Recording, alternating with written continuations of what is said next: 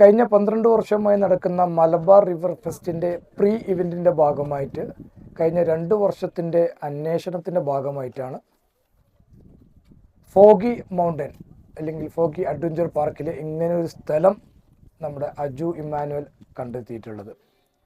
നിരന്തരമായി കാറ്റ് ലഭിക്കുന്ന തുറസായ സ്ഥലം പട്ടം പറത്താൻ വേണമെന്നുള്ള ആവശ്യാർത്ഥം കൊണ്ടാണ് ഇത്രയും സുലഭമായി കാറ്റ് ലഭിക്കുന്ന ഒരു സ്ഥലം കക്കാടംപൊയിൽ നമുക്കില്ല എന്നറിയാം.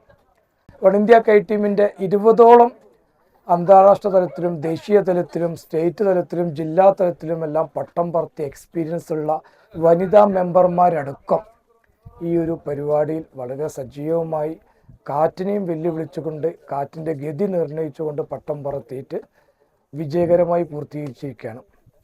ഈ ഒരു ദിവസത്തിൽ ഈ ഒരു വർഷത്തിൽ എല്ലാ വർഷവും ഇതുപോലെ കക്കാടംപൊയിൽ കൈറ്റ് ഫെസ്റ്റിവൽ എന്നുള്ളൊരു ഇവൻറ്റ് സെപ്പറേറ്റ് ആയിട്ട് നടത്താൻ വേണ്ടിയിട്ടാണ് സംഘാടകർ ഉദ്ദേശിക്കുന്നത്.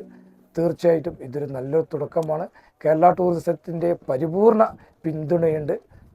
പുതിയ ടൂറിസം മിനിസ്റ്റർ അടക്കം ഈ ഒരു സംഭവ വികാസത്തെ വളരെ പോസിറ്റീവായിട്ടാണ് കാണുന്നത്.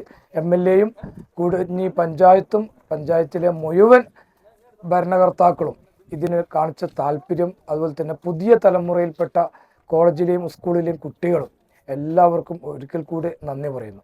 Thank you very much.